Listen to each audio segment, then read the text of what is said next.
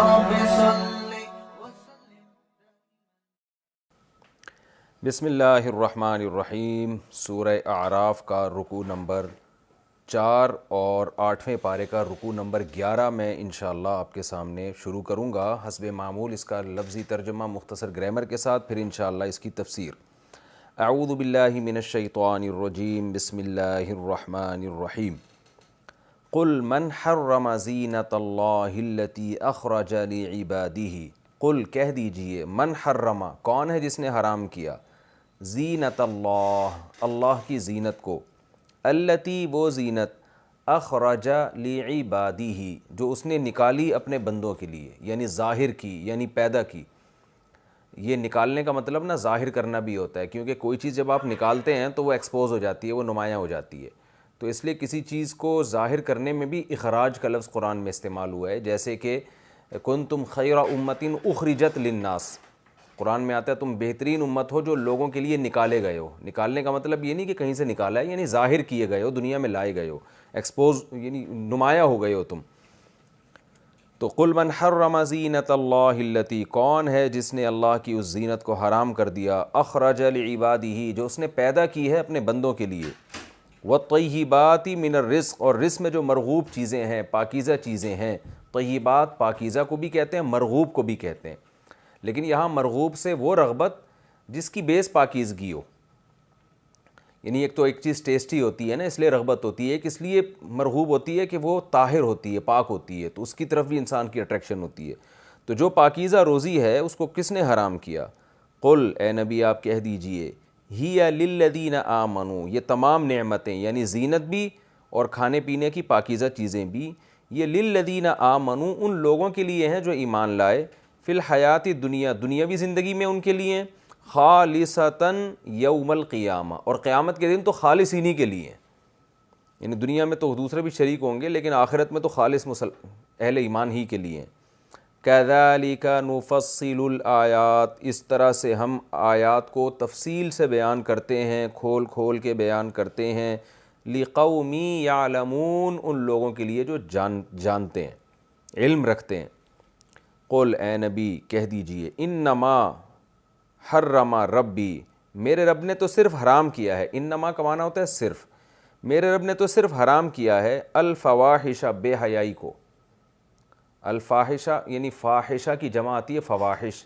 جیسے مسجد کی جمع آتی ہے مساجد، تو میرے رب نے تو صرف حرام کیا ہے بے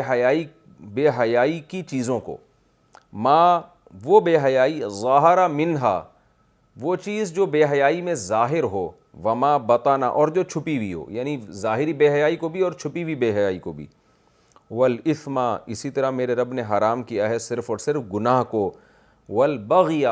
اور ظلم کو، بغی ظلم کو بھی کہتے ہیں، سرکشی کو بھی کہتے ہیں، بغاوت کا لفظ اسی سے نکلا ہے، سرکشی کو ظلم کو حرام قرار دیا ہے، بغیر الحق ناحق یعنی حق کے بغیر کسی پہ ظلم کرنا، ظلم اصل میں ہوتا ہی حق کے بغیر ہے، اس کو کہتے ہیں قید اتفاقی، شرط اتفاقی، یہ میں کئی دفعہ تفسیر کے لیکچر میں ڈیفائن کر چکا ہوں کہ بعض جگہ قرآن ایک صفت بیان کرتا ہے، اس کا مقصد یہ نہیں ہوتا کہ یہ چیز نہیں ہوگی تو یہ نہیں ہوگا، بلکہ وہ کیونکہ اس کا جزو ہے وہ، جیسے کسی کے ساتھ ظلم کرنا یہ تو ناحق ہی ہوگا نا، حق کے ساتھ تو ظلم نہیں ہو سکتا، تو کسی پر ظلم کرنا اب ناحق، وَأَن تُشْرِكُوا بِاللَّهِ اور یہ بات بھی حرام کی ہے اس نے کہ تم شریک کرو اللہ کے ساتھ، ما ایسی چیز، لم ينزل به کہ جس کے ساتھ یعنی جس کے برحق ہونے پر اللہ نے نازل نہیں کی ہے سلطانہ کوئی مضبوط دلیل، وَأَن تَقُولُوا اور اس بات کو بھی حرام قرار دیا ہے کہ تم کہو علی اللہ اللہ پر، ما وہ بات، لا تعلمون جس کا تمہیں علم نہیں ہے، ایسی چیزیں اللہ کی طرف منسوب نہ کرو۔ وَلِكُلِّ أُمَّةٍ أَجَلٌ اور ہر امت کے لیے ایک وقت مقرر ہے، یعنی موت کا یا مرنے کا ایک وقت مقرر ہے، فَإِذَا جَاءَ أَجَلُهُمْ جب آ جائے گا ان کا وقت، وہ وقت آ جائے گا، لا يستأخرون ساعة تو تاخیر نہیں کریں گے وہ ایک گھڑی کے لیے بھی، ولا یستقدمون اور نہ ہی وہ پہل کریں گے ایک گھڑی کے لیے بھی۔ استقدام کا معنی ہوتا ہے پہل، استئخار کا معنی ہوتا ہے یعنی یہ تاخیر سے نکلا ہے، یعنی نہ ایک سیکنڈ ان کو تاخیر ہوگی جب موت کا وقت آئے گا، اور نہ ایسا ہوگا کہ ایک سیکنڈ پہلے مر جائیں وہ، تو نہ تو استقدام یعنی پہلے مریں گے اور نہ ایک سیکنڈ بعد میں، جو وقت ہے اسی وقت پر موت واقع ہوگی۔ یا بنی آدم، اے بنی آدم، اما اصل میں تھا ان کا معنی اگر ما زائد ہے، یاتینکم، یاتی کا معنی آنا، کئی بار آ چکا ہے یہ لفظ نون تاکید کے لیے، یا بنی آدم، اے آدم کی اولادو، اما اگر یاتینکم رسل، آ جائیں تمہارے پاس پیغمبر، منکم تم ہی میں سے ہوں، یعنی تمہاری جنس میں سے ہوں، انسان ہوں، یقصون علیکم آیاتی، اور تمہیں پڑھ کے سناتے ہوں تم پر میری آیات، تو ہوگا کیا؟ فَمَنِ اتَّقَى، من اتقا تھا اصل میں، پس جس شخص نے تقوی اختیار کر لیا، وَأَصْلَحَ، اور اعمال کی اصلاح کر لی، فَلَا خَوْفٌ عَلَيْهِمْ، تو ان پر کوئی خوف نہیں ہوگا، وَلَا هُمْ يَحْزَنُونَ، اور نہ وہ غم زدہ ہوں گے۔ خوف فیوچر کی چیز سے ہوتا ہے، حزن اور غم ماضی کی چیز سے ہوتا ہے، یعنی نہ تو ماضی کی کسی بات پر ان کو افسوس ہوگا کہ ایسا ہم نے کیوں کیا، اور نہ تو فیوچر کی کسی بات پہ ان کو خوف ہوگا کہ ڈر لگ رہا ہو کہ فیوچر میں ہمارے ساتھ کیا ہو جائے گا، بے خوف اور بے حزن زندگی گزاریں گے۔ والذین کذبوا بآیاتنا، اور وہ لوگ جنہوں نے ہماری آیات کا انکار کیا، واستکبروا، اور تکبر کیا، عنہا ان آیات سے، اولئک اصحاب النار، یہ لوگ آگ والے لوگ ہیں، ہم فیہا خالدون، یہ اس آگ میں ہمیشہ رہیں گے۔ فَمَنْ أَظْلَمُ، اظلمو کمپیریٹیو ہے، اضربو کی طرح، اظلمو دوسرے سے بڑا ظالم، فَمَنْ أَظْلَمُ، پس اس سے زیادہ ظالم کون ہوگا، ممن اصل میں تھا من، اس شخص سے زیادہ، افترا علی اللہ کذبا، جو گڑھے اللہ پر جھوٹ، اس سے بڑا ظالم کون ہوگا، او کذب بآیاتہ، یا اللہ کی آیات کا انکار کرنا شروع کر دے وہ، اولئک، یہ وہ لوگ ہیں، ینالہم، جو حاصل کر لے گا ان کو، نصیبہم، ان کا نصیب، یعنی ان تک پہنچ جائے گی، نالا ینالو اصل میں تھا نیلا ینیلو، سمیع یسمعو کی طرح پڑھا جاتا ہے، نالا ینالو، اس کا معنی ہوتا ہے حاصل کرنا، نیل، پہنچ جانا کسی تک، تو ینالہم نصیبہم من الکتاب، کتاب سے مراد، کتاب کہتے ہیں لکھی ہوئی چیز کو، یہاں تقدیر مراد ہے، اولئک، یہ وہ لوگ ہیں، نصیبہم من الکتاب، کہ تقدیر میں جو ان کا جو حصہ ہے نا، ینالہم، یہ حصہ ان تک پہنچ جائے گا، یعنی دنیا میں جو ان کے حصے میں کچھ مزے لکھے ہوئے ہیں، یہ حصے تو ان کو دنیا میں پہنچ جائیں گے، لیکن ہوگا کیا، حتی اذا جاءتہم رسولنا، یہاں تک کہ جب آئیں گے ان کے پاس ہمارے رسول سے مراد یہاں فرشتے ہیں جو موت کے وقت آتے ہیں، رسول اس کی جمع ہے، ہمارے جو قاصدین ہیں فرشتے ہیں، جب وہ ان کے پاس آئیں گے، یتوفونہم، اور وہ ان کو وفات دے رہے ہوں گے، توفع کا معنی وصول کر رہے ہوں گے، یعنی ان کی روحوں کو قبض کر رہے ہوں گے، قالوا، تو ان سے کہیں گے، اینما کنتم، کہاں ہیں، ما، وہ چیزیں، کنتم تدعون، جن کو تم پکارا کرتے تھے، من دون اللہ، اللہ کو چھوڑ کر، کہاں گئے وہ تمہارے معبود، آج تمہیں کیوں نہیں بچا رہے وہ، قالوا، تو یہ اس وقت کہیں گے، ضلوا عنا، ضلل یضللوا، ضلل یضللوا، تو ضلوا ضللوا تھا اصل میں ضربو کی طرح، وہ کہیں گے ضلوا عنا، میں نے کئی بار بتایا ہے کہ ضلہ کے بعد جب عن آتا ہے تو اس کا معنی ہوتا ہے گم ہو جانا کسی چیز کا، تو وہ کہیں گے ضلوا عنا، وہ آج معبود ہمارے سے غائب ہو گئے ہیں، وشہدوا علی انفسہم، اور یہ لوگ خود گواہی دیں گے اپنی جانوں کے خلاف، کیا، انہم کانوا کافرین، واقعی یہ کافر تھے، خدا کے منکر تھے، آج خدا کے ساتھ شرک کر کے انہوں نے برا کیا ہے، خود اپنے خلاف گواہی دیں گے، قال، اللہ فرمائیں گے ان سے، ادخلوا فی امم، داخل ہو جاؤ ایسی جماعتوں میں، امت کی جمع امم، ایسی جماعتوں میں تم بھی داخل ہو جاؤ، قد خلت من قبلکم، جو جماعتیں تم سے پہلے گزر چکی ہیں، جو دنیا سے پہلے تم سے بہت سارے گروہ مر چکے ہیں، تم بھی انہی کی فہرست میں شامل ہو جاؤ، من الجن والانس، جو جنات میں سے بھی ہیں اور انسانوں میں سے بھی ہیں، تو کہاں داخل ہو جاؤ، فی النار، آگ میں، یعنی موت کے وقت اللہ ان سے کہے گا کہ تم سے پہلے بھی بہت سی جماعتیں مر چکی ہیں، انہی جماعتوں میں شامل ہو کر تم بھی انہی کے ساتھ آگ میں داخل ہو جاؤ، جیسے وہ آگ میں جل رہے ہیں تم بھی چلے جاؤ۔ اب ہوگا کیا، کلما دخلت امتن، جب بھی ایک جماعت داخل ہوگی، اس آگ میں، لعنت اختہا، تو لعنت کرے گی اپنی جیسی دوسری جماعت کو جو پہلے سے جل رہی ہوگی آگ میں. اخت کہتے ہیں بہن کو، لیکن اخت ہم مثل کو بھی کہتے ہیں، مثال کو بھی کہتے ہیں. آپ کے ہم مثل کوئی شخص ہو یا کوئی جماعت ہو اس کو بھی. تو لعنت اختہا، اپنی ہی جیسی جماعت پر لعنت کرے گی یہ جماعت جو بعد میں آ رہی ہوگی. وجہ کیا ہے کہ جو پہلے جل رہے ہوں گے، سوری میں تفسیر میں اس کی ڈیٹیل بتاؤں گا، ابھی تو صرف ترجمہ. حتیٰ، یہاں تک کہ اذا ادارکوا فیہا جمیعا، جب سارے کے سارے وہ اس میں پہنچ جائیں گے، جمع ہو جائیں گے. ادارکوا اصل میں تھا تدارکوا، تدارک کا معنی ایک دوسرے سے جا کے مل جانا. تدارک کسی کو کہتے ہیں نا، آپ سے غلطی ہو گئی، آپ نے اس کا تدارک کر دیا. کیا مطلب؟ اس جگہ کو پر کر دیا آپ نے، تو اس کی تلافی کر دی. تو یہ ان میننگز میں استعمال ہوتا ہے. یہ تدارکو تھا، اس کو پڑھا جاتا ہے یہ تدارکو میں تا کو پہلے دال بنایا تو بن گیا ددارکو، پھر دال کا دال میں ادغام کر دیا تو بن گیا ادارکو، پھر حتیٰ کو ملا کے پڑھا، الف سائلنٹ ہو گیا تو بن گیا حتیٰ ادت دارکو. تو اصل میں تھا اذا تدارکو، درک کا معنی پا لینا کسی چیز کو. حتیٰ اذا ادارکوا فیہا جمیعا، یہاں تک کہ جب یہ سب کے سب فیہا اس آگ میں اکٹھے ہو جائیں گے، ایک دوسرے کو پا لیں گے، جمع ہو جائیں گے، جمیعا سب کے سب. قالت اخراہم لاولاہم، تو کہے گی وہ جماعت جو اخرا ہے. آخر کا مطلب ہوتا ہے، یہ کمپیریٹیو ہے نا، دوسرے کے مقابلے میں بعد میں آنے والا، اس کی مؤنث آتی ہے اخرا. تو اخرا کا مطلب وہ جماعت جو بعد میں آئی ہے. ان لوگوں میں اخراہم کا معنی، ہم کا معنی وہ لوگ جو پیچھے جس کا تذکر ہو رہا ہے. تو ان میں جو دوسرے نمبر پہ آنے والی جماعت ہوگی وہ کہے گی لاولاہم، ان لوگوں سے جو اولا آئے ہیں، جو پہلے جہنم میں داخل ہوئے ہیں، ان سے کیا کہے گی؟ ان کے بارے میں کیا کہے گی؟ ربنا ہؤلائی، اے ہمارے رب یہ ہیں وہ لوگ، اضلونا، اضلونا اصل میں تھا اضللونا، اکرمونا کی طرح، کہ یہ ہیں وہ لوگ جنہوں نے ہمیں گمراہ کیا. ایک ہوتا ہے ضلو، اس کا معنی گمراہ ہونا، اور ایک ہے اضلو، اس کا معنی گمراہ کرنا. اے اللہ یہ ہیں وہ لوگ جنہوں نے ہمیں گمراہ کیا تھا. فآتِہم، آتی اصل میں تھا اتی، اکرم کی طرح، اتی تھا اصل میں، اکرم آرڈر کا صیغہ ہے. اکرم کا معنی اکرام کرو، آتی کا معنی دو.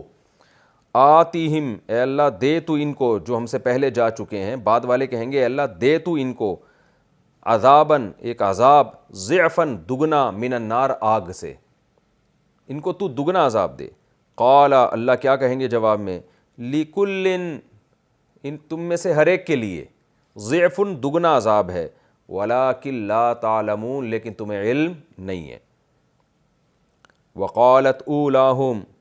تو جو پہلے والے لوگ ہیں جو پہلے جہنم میں گئے تھے وہ کہیں گے لاخراہم، بعد والے لوگوں کے لیے، بعد والے لوگوں سے کہیں گے فما کانا، تو دیکھو نہیں ہے، ما کانا نہیں ہے، لکم تمہارے لیے، علینا ہم پر، من فضل کوئی فضیلت، تمہیں ہم پر کوئی فضیلت نہیں ہے. فذوقوا العذاب، پس تم بھی عذاب کا مزہ چکھو، بما کنتم تکسبون، ان برائیوں کے بدلے میں جو تم دنیا میں کسب کیا کرتے تھے، جو تم کمایا کرتے تھے. اللہ اس جہنم کی آگ سے ہم سب کو محفوظ رکھے. یہ سورہ اعراف کا رکوع نمبر 4 اور 11 ہے، جو میں نے آپ کے سامنے لفظی ترجمہ مختصر گرامر کے ساتھ پیش کیا. اب ہم انشاءاللہ اس رکوع کی تفسیر آپ کے سامنے پیش کریں گے. پچھلے رکوع میں یہ بات چل رہی تھی کہ مشرکین مکہ برہنہ طواف کیا کرتے تھے. قرآن نے حکم دیا کہ زینت اختیار کرو نماز کے وقت میں. ظاہر لباس میں انسان کی زینت ہے، لباس کی اہمیت بھی پچھلے رکوع میں بیان ہوئی، اور یہ بھی بیان ہوا تھا کہ شیطان نے جب آدم علیہ السلام سے خطا کروائی تو سب سے پہلی سزا ہی یہ ملی کہ لباس چھین لیا. تو لباس چھن جانا یہ اللہ کی طرف سے بہت بڑی آزمائش ہے. اس سے لباس کی ویلیو پتہ چلتی ہے، اس سے زینت کی ویلیو پتہ چلتی ہے کہ اللہ لباس کو زینت سے تعبیر کر رہے ہیں. یعنی لباس کا ایک بہت بڑا عنصر یہ ہے کہ آپ اسے پہن کے اچھے لگتے ہیں لوگوں کی نظر میں. تو اس پر کوئی اشکال کر سکتا ہے کہ کیونکہ عیسائیت میں رہبانیت تھی کہ بھئی بس نکل جاؤ. آج آپ نے ہندوؤں میں دیکھا ہوگا، میں نے بدھسٹ کو برما میں دیکھا ہے، منمار میں، وہ ننگ دھڑنگ ہو کے گھوم رہے ہوتے ہیں بٹ ٹنڈ کرا کے، اور پتہ نہیں عجیب عجیب کیفیات ہوتی ہیں. تو اسلام میں چونکہ رہبانیت نہیں ہے تو اللہ تعالیٰ بہت ہی مضبوط انداز میں بیان کر رہے ہیں، یہ اسلام کا ایک اصول بیان کر رہے ہیں کہ زینت اختیار کرنا کسی بھی صورت میں اس کا مذہب سے کوئی تعلق نہیں ہے. یہ وہ رہبانیت ہے جو لوگوں کی خود ساختہ رہبانیت ہے. تو اس لیے اللہ فرماتے ہیں بھلا کون ہے جس نے زینت کو حرام قرار دیا؟ یعنی کوئی ہے تو لاؤ نا ہمارے سامنے. تو میرے علاوہ تو حلال و حرام کوئی نہیں کر سکتا. تو جب میں نے نہیں کیا تو کون ہے؟ ذرا لاؤ تو نا میرے سامنے, ہمیں بھی تو پتہ چلے کہ تم کس کو فالو کر رہے ہو. تو یہ انداز ہوتا ہے جب آپ کسی چیز پر بہت مضبوطی سے رد کرتے ہیں. تو جیسے کوئی بہت بڑا پہلوان ہو اور کوئی مقابلے کے لیے تیار نہ ہو اور سب ڈرتے ہوں. اتنے میں کسی نے آ کے اس پہلوان کو بتایا کہ ایک صاحب ہیں جو آپ سے لڑنا چاہتے ہیں. تو آپ کہیں گے کون ہے بھائی, ہمیں بھی تو دکھاؤ. تو یہاں کون ہے کا مطلب یہ نہیں ہوتا کہ کوئی ہے تو لاؤ, مطلب یہ ہوتا ہے کہ ایسا کوئی بھی نہیں ہے, کوئی ہے تو لاؤ نا ہمارے سامنے. تو اللہ تعالیٰ بھی یہ انداز اختیار کر رہے ہیں کہ زینت اور پاکیزہ رزق, کھانا پینا, یہ جو دنیا کی لذتیں ہیں, جن لذتوں کو اللہ نے حرام کیا وہ تو حرام رہیں گی, جو حرام نہیں ہے ان سے ایوائڈ کرنا, خواہ میں دنیا سے کنارہ کشی اختیار کرنا, یہ اللہ کی نظر میں پسندیدہ کام نہیں ہے. تو یہ خود ساختہ تمہاری بنائی ہوئی چیزیں ہیں. اس لیے قرآن کہہ رہا ہے قل, اے نبی آپ ان سے کہہ دیجئے, من حرم زینت اللہ, کون ہے جس نے اللہ کی زینت کو حرام قرار دیا, التی اخرج لعبادہ, وہ زینت جو اللہ نے بندوں کے لیے پیدا کی ہے. تو اس میں اللہ نے دلیل بھی دے دی کہ جو یہ کہتے ہیں نا یہ دنیا سے کنارہ کشی اختیار کرنا, اچھی گاڑی میں گھومنا, اچھے کپڑے پہننا, اچھا کھانا کھانا, یہ اسلام میں منع ہے یا اللہ اس سے ناراض ہوتا ہے. تو اس کے بودا ہونے کی, اس کے غلط ہونے کی اللہ نے ایک دلیل بھی دے دی. دو دلیلیں دی ہیں. ایک دلیل تو یہ کہ کہاں لکھا ہوا ہے کہ یہ حرام ہے, یعنی کون ہے جس نے حرام قرار دیا, کوئی کتاب کا حوالہ دو, کوئی بتاؤ. اللہ نے تو کہیں بھی نہیں لکھا. دوسری ایک دلیل یہ بھی ہے کہ اخرج لعبادہ, کہ یہ تو اللہ نے بندوں کے لیے پیدا کی ہیں. اگر یہ چیزیں ناجائز ہوتی اور مطلق دنیا سے فائدہ اٹھانا بری چیز ہوتی تو اللہ طرح طرح کی نعمتیں پیدا کیوں کرتا؟ وہ تو قرآن میں مثالیں دے رہا ہے کہ انظروا الی ثمرہ اذا اثمر, اس کے پھلنے کو دیکھو, اس کے مٹھاس کو دیکھو, اس کے ذائقے کو دیکھو. تو یہ چیزیں استعمال کریں گے تو اللہ کی قدرت سمجھ میں آئے گی نا. اگر ان تمام چیزوں سے اوائڈ کر کے ننگ دھڑنگ ہو کے لنگوٹ پہن کے کسی جنگل میں ہی بیٹھنا ہے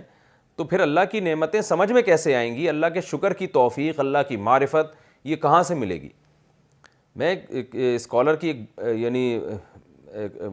بڑی اچھی بات ایک مذہبی اسکالر نے لکھی اور بہت علمی نقطے کی بات میں نے پڑھی اور بہت اچھا لگا مجھے ان کا یہ نقطہ کہ قرآن مجید میں اللہ نے یہ فرمایا انما یخشی اللہ من عبادہ العلماء. قرآن میں آتا ہے کہ اللہ سے وہی ڈرتے ہیں جو علماء ہیں. میں بہت سوچتا تھا کہ اس آیت کا مفہوم کیا ہے, کیونکہ علماء تو مخصوص لوگ ہوتے ہیں نا, عام لوگ تو علماء نہیں ہوتے. تو کیا مطلب وہ اللہ سے نہیں ڈرتے؟ یہ آیت میری سمجھ میں نہیں آتی تھی. بعض دفعہ انسان کہیں کوئی بات پڑھ لیتا ہے, اس فوراً سمجھ میں آ جاتی ہے, اور مجھے اس اشکال کا جواب مل گیا. وہ جواب یہ کہ اس آیت سے پہلے اللہ تعالیٰ نے پہاڑوں کی مثال دی ہے, پانی کی مثال دی ہے, بارشوں کی مثال دی ہے. وَمِنَ الْجِبَالِ جُدَدٌ بِيضٌ وَحُمْرٌ مُخْتَلِفٌ أَلْوَانُ. قرآن کہہ رہے پہاڑوں کے رنگ دیکھو, کوئی بالکل سیاہ ہیں, کوئی سفید کلر کے پہاڑ ہیں, اور وغرابیب سود, جو بالکل کوے جیسے کالے پہاڑ بھی آپ کو ملیں گے. کیسی اس قدرت کی چیزیں ہیں جو اللہ نے اس کائنات میں انسان کے فائدے کے لیے پیدا کی ہیں. نمک کی کانیں ہیں, وہاں سے نمک نکلتا چلا جا رہا ہے, ختم ہی نہیں ہو رہا. سنگ مرمر کے پتھر ہیں, تو پہاڑوں سے پتھر نکل رہے ہیں, لوگ اپنے گھروں میں ماربل کے طور پہ استعمال کر رہے ہیں. کیا کچھ بھرا ہوا ہے ان پہاڑوں میں. تو اللہ نے بہت ساری مثالیں دیں. ان مثالوں کے بعد اللہ نے فرمایا کہ اللہ سے وہی ڈرتے ہیں جو علم رکھتے ہیں, علماء ڈرتے ہیں. تو پتہ چلا یہاں علماء سے مراد دینی علوم مراد نہیں ہے, اس سے سائنسی علوم مراد ہیں, کیونکہ پیچھے ساری باتیں اس کائنات کی ہو رہی ہیں. تو اللہ نے اس تمام کائنات کی ساری نشانیاں پیش کیں اور کہا کہ علماء ہی ہیں جو اللہ سے ڈرتے ہیں, یعنی وہ لوگ جن کے پاس علم ہے. کیا مطلب؟ ان نشانیوں کا علم ہے. تو جو بصیرت کی آنکھوں سے سائنس کا مطالعہ کرے گا, اس کائنات میں غور کرے گا, وہی اللہ سے ڈرے گا. تو ظاہر ہے جب تک آپ ان دنیا کی نعمتوں کو دیکھیں گے نہیں, ان دنیا کی نعمتوں سے لطف اندوز نہیں ہوں گے, ان دنیا کی نعمتوں پہ ریسرچ نہیں کریں گے, آپ کے علم میں اضافہ نہیں ہوگا. تو وہ علم جو اللہ کے ڈر اور خوف آپ کے اندر پیدا کرے, وہ علم ہوگا ہی نہیں. تو اس سے پتہ چلتا ہے کہ جاہل اللہ سے نہیں ڈرتا, نہ جاہل کے دل میں اللہ سے محبت ہوتی ہے. اللہ سے محبت اور اللہ کا خوف انہی کے دل میں ہوتا ہے جو اس کائنات کا علم رکھتے ہیں. ہاں آپ کہہ سکتے ہیں کہ آج تو بڑے بڑے سائنسدان ہیں جو بڑا علم رکھتے ہیں, لیکن وہ تو اللہ کا خوف نہیں رکھتے. تو اس کا قرآن جگہ جگہ بیان کرتا ہے کہ بصیرت کی آنکھیں اندھی ہو چکی ہوتی ہیں. مفاد, وہ سائنس کی تحقیق بھی کر رہے ہوتے ہیں تو صرف اپنے مفاد کو سامنے رکھ کر, وہ خالق تک پہنچنے کی کوشش کرتے ہی نہیں ہیں، وہ آنکھوں پہ پٹی باندھ کے گویا تحقیق کرتے ہیں کہ ہم نے اس مخلوق میں خالق کو تلاش کرنا ہی نہیں ہے۔ لیکن جو ذرہ برابر بھی جس کے دل میں ایمان کی رمق ہوگی اور ذرہ برابر بھی اس کا ضمیر بیدار ہوگا، تو وہ اس کائنات کی ایک ایک چیز سے خالق کے وجود پر، اس کی طاقت اور قدرت پر استدلال کرے گا۔ وہ گرمی کی پیاس میں جب ٹھنڈا پانی پیے گا اور اس کو جو طبیعت میں سیرابی اور فرحت حاصل ہوگی، تو وہ دل کی گہرائیوں سے پانی پینے کے بعد الحمدللہ بھی کہے گا۔ نبی صلی اللہ علیہ وسلم نے فرمایا اللہ اس بات پہ بندے سے خوش ہو جاتے ہیں کہ وہ پانی پینے کے بعد اللہ کا شکر ادا کرے، یعنی اس کو پہچانا، اس کو یہ احساس تو ہوا نا۔ اب آپ بتائیں جو پیاس میں پانی نہ پیے اس کو کیسے احساس ہوگا کہ پانی کتنی بڑی نعمت ہے؟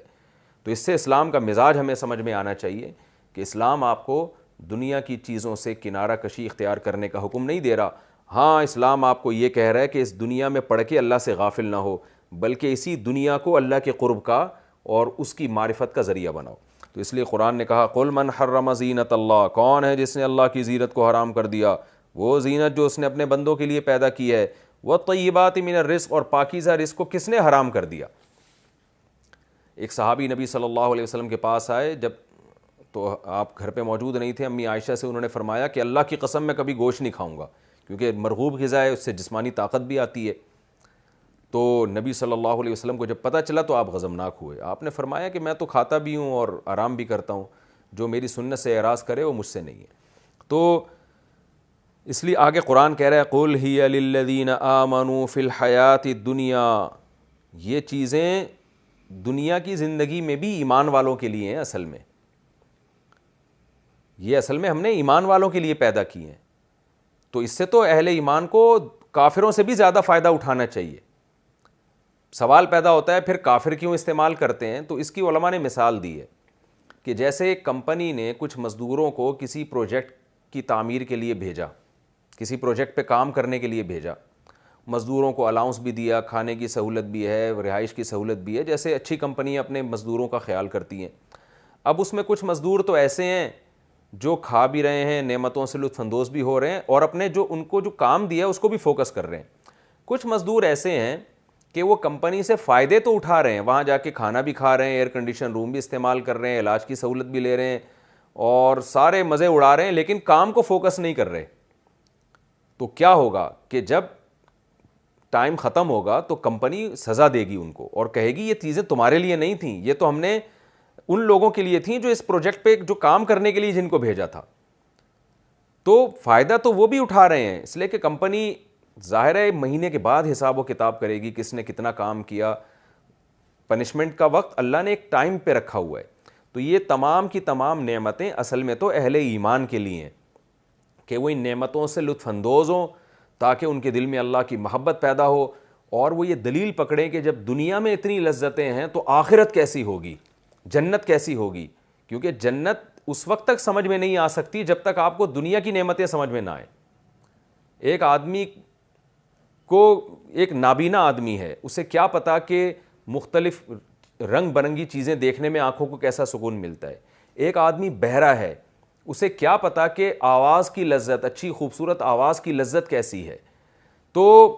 ایک آدمی جو ہے اس میں کوئی صفت ہی نہیں ہے تو اس کو نہیں اندازہ ہوگا کہ فرشتوں کو کیا پتا کہ کھانے کی لذت کیسی ہوتی ہے، دیکھنے کی لذت جو ہے نا وہ سونگھنے کی لذت کیسی ہوتی ہے، خوشبو اور بدبو کا خیر فرشتوں میں اللہ نے یہ احساس تو رکھا ہے، لیکن جس کی ناک کے سینس ہی کام نہ کرتی ہو اس کو کیا پتا کہ بدبو کی گندگی کیسی ہے اور خوشبو کی لذت کیسی ہے۔ تو اللہ تعالیٰ نے یہ تمام چیزیں اصل میں اہل ایمان کے لیے پیدا کی ہیں۔ کافر اس سے فائدہ اٹھاتا ہے لیکن اللہ اس فائدہ اٹھانے میں خوش نہیں ہے۔ اللہ کہتا ہے تمتعو، اڑاؤ مزے، میں نے تو یہ اس لیے پیدا کی تھی کہ تم یہ چیزیں استعمال کرو، خدا کی طاقت پر بھی ایمان لے کر آؤ، اپنے رب سے محبت بھی کرو، پھر اس کی عبادت بھی کرو، گناہوں سے بھی بچو، تمہیں احساس ہو کہ میرے رب نے مجھے کیا کیا نعمتوں سے نوازا ہے، لیکن تم جو کام تمہارے ذمہ لگا تھا تم وہ کر نہیں رہے اور نعمتوں سے لطف اندوز ہو رہے ہو، تو یہ نعمت تمہارے حق میں اصل میں نعمت نہیں ہے۔ یہ ایسے ہی ہے جیسے کمپنی میں کچھ ملازم ایسے ہوتے ہیں تنخواہیں لے رہے ہوتے ہیں، رزلٹ ان کا زیرو ہے، تو کمپنی ان سے کہے گی کہ یہ تنخواہ آپ کے لیے تھی نہیں، آپ نے فائدہ تو اٹھا لیا، اس لیے کہ ہمارا ایک اصول ہے کہ ہم مہینے کے آخر میں حساب کرتے ہیں یا سال کے آخر میں۔ تو اللہ بھی کافر سے قیامت کے دن کہے گا اذھبتم طیباتکم فی حیاتکم الدنیا، تم نے دنیا میں مزے اڑا لیے ہیں،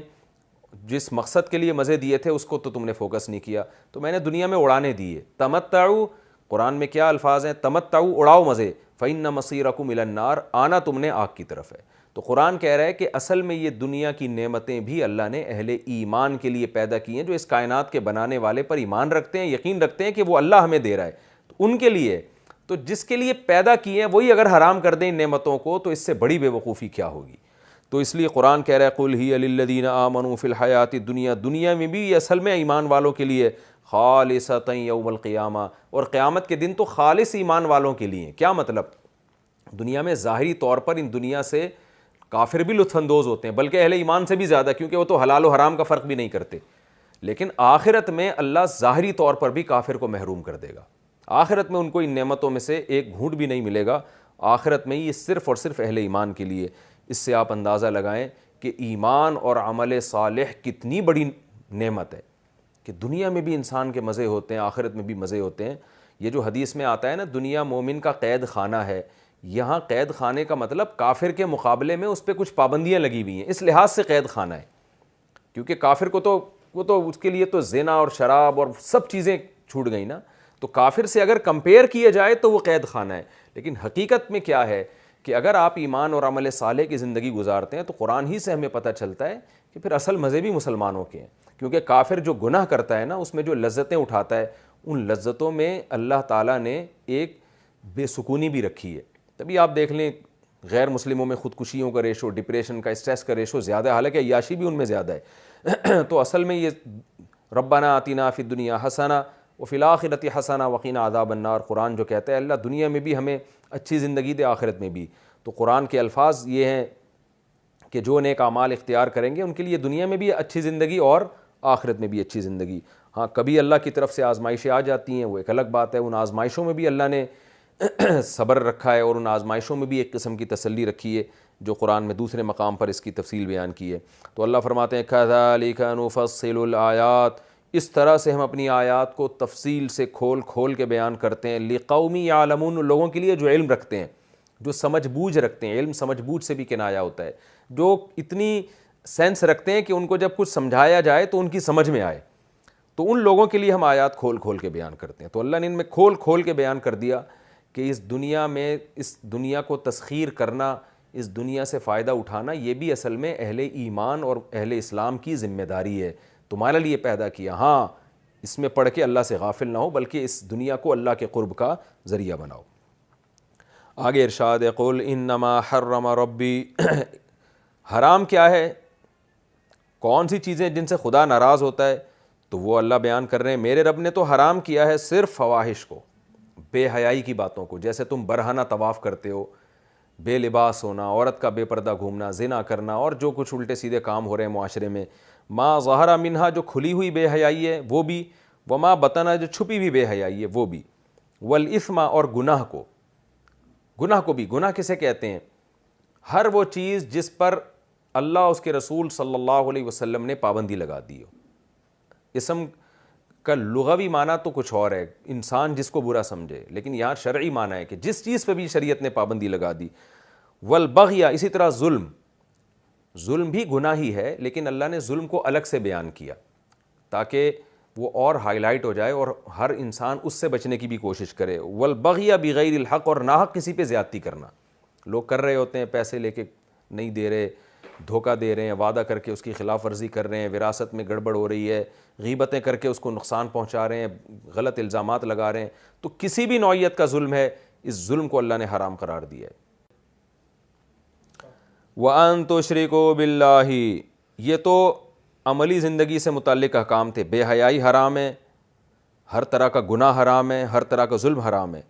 اب عقیدے سے متعلق کیا چیز حرام ہے؟ ان تشرکوا باللہ ما لم ينزل به سلطانا،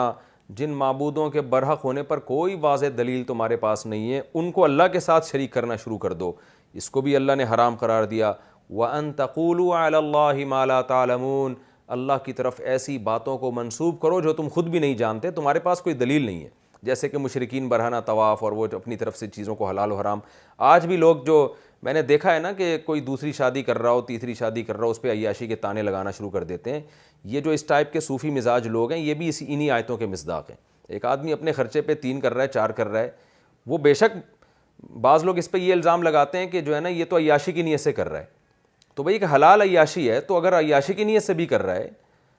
ہاں قرآن کی شرط کو پورا کر رہا ہے کہ میں حقوق سب کے ادا کروں گا. اگر کوئی پہلی شادی اس نیت سے کر رہا ہے عیاشی کے لیے لیکن بیوی کے حقوق ادا کرنے کا ارادہ ہے اس کا, تو اس پہ جیسے کوئی پابندی نہیں ہے. تو دوسری کر رہا ہو, تیسری کر رہا ہو, چوتھی کر رہا ہو, تو یہ حلال و حرام کا فیصلہ اللہ نے کرنا ہے. اسی طرح کوئی اچھی گاڑیوں میں گھوم رہا ہے, اپنے خرچے پہ اچھی گاڑی خریدی ہے اس نے, لوگ انگلیاں اٹھاتے ہیں کہ ان کی دیکھو عیاشی نہیں ختم ہو رہی, ان کو دیکھو یہ ہو رہا ہے, اور یہ بزرگ ہیں, اور یہ کوئی اچھا کپڑا پہنے, کوئی اچھی پگڑی پہنے, کوئی اچھی گھڑی پہنے. ہمارے شیخ حضرت مفتی رشید احمد صاحب رحمہ اللہ کی گھڑی بہت مہنگی تھی, اس پہ لوگ انگلیاں اٹھاتے تھے. تو وہ تو دکھاتے تھے پھر لوگوں کو کرنے کے لیے نا, اصلاح کرنے کے لیے, اور بتاتے تھے یہ اتنی مہنگی گھڑی ہے, ایسے دکھاتے تھے لوگوں کو کہ میں نے اپنے پیسوں پہ خریدی ہے, تمہیں کیا تکلیف ہے اس سے. تو یہ فضول قسم کی ایک جو صوفیانہ پن ہمارے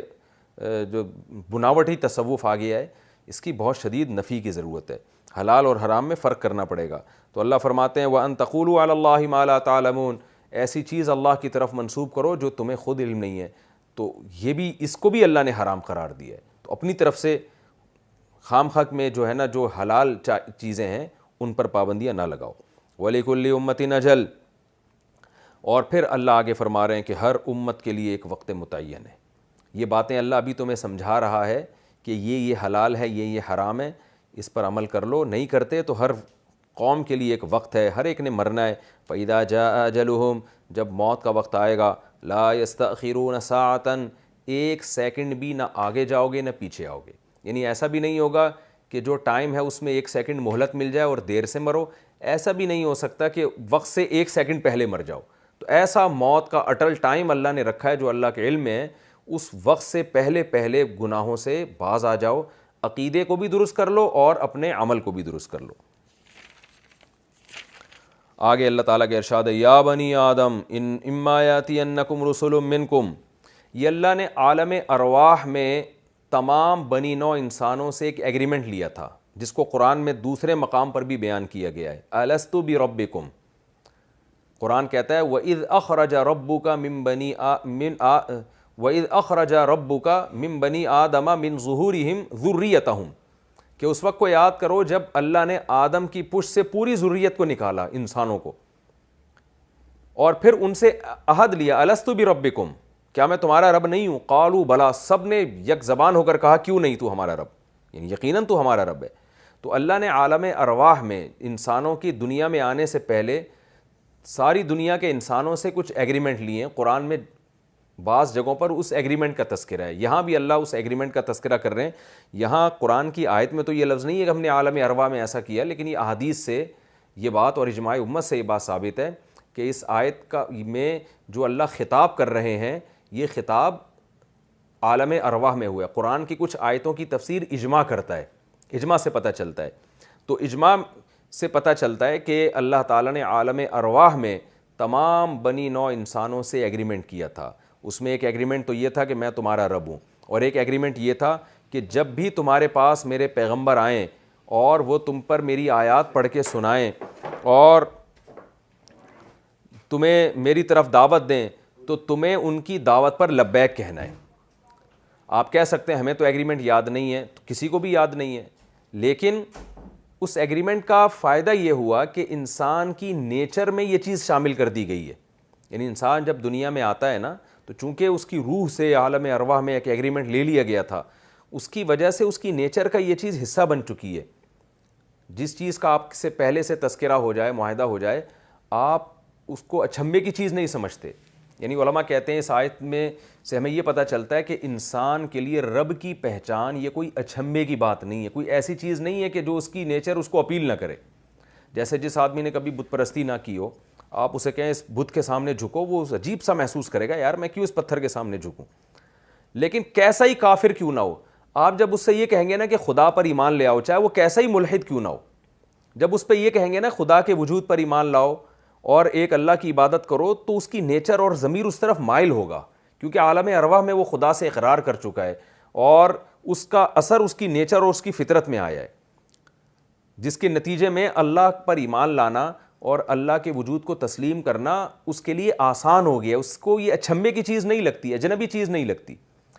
تو قرآن کہہ رہا ہے کہ ہم نے عالم ارواح میں تم سے یہ معاہدہ کیا تھا، یا بنی آدم اما یاتینکم رسل منکم، اگر تمہارے پاس تم ہی میں سے رسول آئیں، یعنی تمہاری جنس میں سے ہوں، انسانوں میں سے ہوں، یقصون علیکم آیاتی، میری آیات پڑھ کے تمہیں سنائیں گے، تو فمن اتقی، یاد رکھو جو بھی تقوی اختیار کرے گا، واصلح، اور اپنے عمل کو صحیح کر لے گا، فلا خوف علیہم ولا هم یحزنون، ان پر نہ کوئی خوف ہوگا اور نہ وہ غمزدہ ہوں گے۔ تو ہم پر بھی رسول آ چکے ہیں جن کی آیتیں ہم پڑھ کے سن رہے ہیں، سنا رہے ہیں، تو ہم بھی ان آیتوں کا مصداق ہیں۔ تو خوش قسمت ہے وہ آدمی جو قرآن پڑھ کے رسولوں کی نے جو آیتیں پیش کی ہیں ان کو سن کے اپنے عقیدے کو بھی درست کر لے اور اپنے عمل کو بھی درست کر لے۔ آگے فرمایا والذین کذبوا بآیاتنا، اور جو ہماری آیات کا انکار کریں گے، واستکبروا عنہا، اور ان آیتوں سے تکبر کریں گے۔ تکبر کا کیا مطلب؟ ویلیو نہیں دیں گے ان کو، ان کے پاس اتنا ٹائم نہیں ہوگا کہ ان آیتوں میں غور کریں، ہر چیز کا ٹائم ہوگا، خدا کے کلام کے لیے وقت نہیں ہوگا، یہ ہے تکبر۔ جیسے کوئی آپ کے پاس بڑی شخصیت آئے اور آپ لفٹ ہی نہ کرائیں تو اگلا کیا کہے گا؟ یار تم تو اپنے آپ کو بہت بڑا سمجھتے ہو، تمہارے اندر تو کبر ہے۔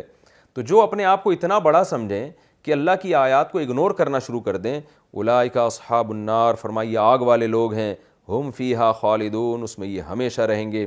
فمن اظلم ممن افتری علی اللہ کذبا، بتاؤ اس سے بڑا ظالم کون ہوگا جو اللہ پہ جھوٹ باندھے، او کذب بآیاتہ، یا اللہ کی آیات کا انکار کرے۔ اولئک ینالہم نصیبہم من الکتاب، یہ وہ لوگ ہیں کہ ان کے مقدر میں جو حصہ نصیب لکھا ہوا ہے یہ تو ان کو دنیا میں پہنچ کے رہے گا، حتیٰ اذا جاءتہم رسولنا، لیکن ان کا انجام اچھا نہیں ہوگا جب ہمارے فرشتے ان کے پاس آئیں گے اور روح قبض کریں گے، قالوا اینما کنتم تدعون من دون اللہ، تو کہیں گے بتاؤ جن معبودوں کو تم پکارا کرتے تھے وہ کہاں ہیں؟ قالوا ضلوا عنا، وہ کہیں گے ہم سے گم ہو گئے، وشہدوا علی انفسہم انہم کانوا کافرین، اور یہ اپنے خلاف خود گواہی دیں گے واقعی ہم مجرم تھے، واقعی ہم کافر تھے۔ قال ادخلوا فی امم، اللہ فرمائے گا جاؤ تم بھی، تم سے پہلے گروہ مر چکا ہے، وہ جس آگ میں جل رہا ہے تم بھی اسی آگ میں داخل ہو جاؤ۔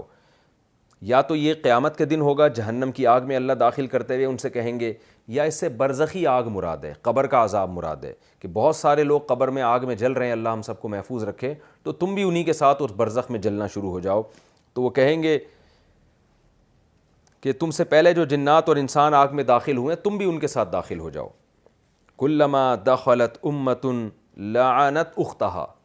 قرآن کہہ رہے جب بھی ایک جماعت اس آگ میں داخل ہوگی تو اپنی جیسی دوسری جماعت پہ لعنت کرے گی جو اس سے پہلے گزر چکی ہے، یعنی اپنے اسلاف پہ، اپنے ان باپ دادوں پہ جنہوں نے ان کو آگ، کیونکہ انہی کو فالو کر کے یہ آگ میں جا رہے ہیں نا، اپنے بڑوں کو فالو کر کے، تو یہ ان پہ لعنت کریں گے کہ تمہاری وجہ سے ہم نے تمہارے دین کو فالو کیا، تم ایک غلط دین چھوڑ کر گئے تھے جس کو ہم نے فالو کیا، تو تم اس بات کے مستحق ہو کہ تمہیں دگنا عذاب دیا جائے، تو ان پہ لعنت کریں گے۔ حتیٰ اذا ادارکوا فیہا جمیعا، یہاں تک کہ جب سب کے سب اس آگ میں جمع ہو جائیں گے، قالت اخراہم لاولاہم، تو بعد میں آنے والے لوگ پہلے آنے والے لوگوں سے کہیں گے، ربنا ہؤلاء اضلونا، اے ہمارے رب یہ ہیں وہ لوگ جنہوں نے ہمیں گمراہ کیا، فآتہم عذابا ضعفا من النار، اے اللہ ان کو آگ میں دگنا عذاب دے، تو ہمیں گمراہ کرنے کا عذاب بھی تو ان کو دے۔ قال لکل ضعف، اللہ فرمائے گا تم سب کے لیے دگنا عذاب ہے۔ اصل میں ان کو تو عذاب زیادہ ہوگا جنہوں نے گمراہ کیا، قرآن میں یہ مضمون دوسرے مقام پہ بہت وضاحت کے ساتھ ہے، لیکن یہاں ضعف کا مطلب یہ ہے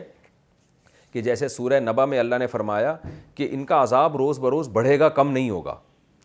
تو اس کو دگنے سے تعبیر کیا کہ تم جس عذاب میں سمجھ رہے ہو نا کہ آج ہم مبتلا ہیں، تمہارا بھی اس سے بڑھنے والا ہے عذاب، تو ان کا تو بڑھ رہا ہے، تمہارا بھی بڑھے گا عذاب، وَلَٰكِن لَا تَعْلَمُونَ، لیکن تمہیں علم نہیں ہے، تمہیں ابھی علم نہیں ہے کہ یہ عذاب مزید اس میں اضافہ ہوگا، تو اللہ کا غضب ہے کہ اللہ اس کو یوں تعبیر کریں گے کہ تم سب کے لیے دگنا عذاب ہے۔ وقالت اولاہم لاخراہم، تو پہلے جو جا چکے تھے وہ پھر بعد والوں سے کہیں گے، فما کان لکم علینا من فضل، دیکھو ٹھیک ہے ہم نے تمہیں گمراہ کیا لیکن تمہیں بھی عذاب مل رہا ہے، ہمیں بھی عذاب مل رہا ہے، اس لحاظ سے تمہیں ہم پر کوئی فضیلت نہیں ہے، تمہیں ہم پر کوئی فضیلت نہیں ہے، اس لیے کہ تم نے ہم کو فالو کر کے خود اپنے اختیار سے تم نے ہم کو فالو کیا ہے، خود اپنی مرضی سے تم نے ہم کو فالو کیا ہے، ہماری کوئی زبردستی نہیں تھی تم پہ، تو تمہیں ہم پر آج کوئی فضیلت حاصل نہیں ہے، فذوقوا العذاب، لہٰذا تم بھی اس عذاب کو ہمارے ساتھ چکھو، جو آج تم ہم پہ لعنتیں بھیج رہے ہو تو تم خود اس عذاب کو چکھو، بما کنتم تکسبون، اور یہ عذاب ہماری وجہ سے نہیں بلکہ تم نے خود ایسی بدعمالیاں کی تھی جس کی وجہ سے یہ تم پر عذاب ہے۔ تو یہ حال ہوگا اہل جہنم کا کہ ایک دوسرے پر لعنت کر رہے ہوں گے۔ اس سے پتہ چلتا ہے کہ بری باتوں میں اپنے بڑوں کو فالو کرنا، اپنی خاندانی رسومات کو فالو کرنا، یہ کتنا بڑا عذاب ہے۔ چند دن پہلے ایک ہندو آیا، اسلام قبول کیا اس نے، اس کے والدین کی طرف سے اتنا فورس، اس پہ اتنی دباؤ، لیکن کہتا ہے میں اپنے باپ دادا کے دین کو فالو نہیں کروں گا۔ وہ پتھروں کی عبادت کرتے ہیں، اسلام سچا مذہب ہے۔ مجھے اس کی باتیں سن کے میرا ایمان تازہ ہو گیا۔ تو جن کو اللہ عقل دیتا ہے وہ بری چیز میں اپنے باپ دادوں کو فالو نہیں کرتے، اور جن کے عقل پہ خواہشات کے پردے پڑ جائیں وہ پتھروں کی عبادت کر رہا ہے، کوئی مزاروں کے سامنے جھک رہا ہے، اور جب ان سے کہا جاتا ہے حق کی طرف آؤ تو کہتے ہیں ہمارا خاندانی کلچر ہے، ہماری روایات ہیں۔ تو ان لوگوں کا یہ انجام ہوگا قیامت کے دن۔ اس انجام بد سے اللہ تعالی ہم سب کو محفوظ فرمائے۔ یہ ہمارا رکوع کمپلیٹ ہو گیا۔ اگلے ایپیسوڈ میں انشاءاللہ میں سورہ اعراف کا رکوع نمبر 5 اور 8ویں پارے کا رکوع نمبر 12 شروع کروں گا انشاءاللہ تعالی۔ وما علینا الا البلاغ۔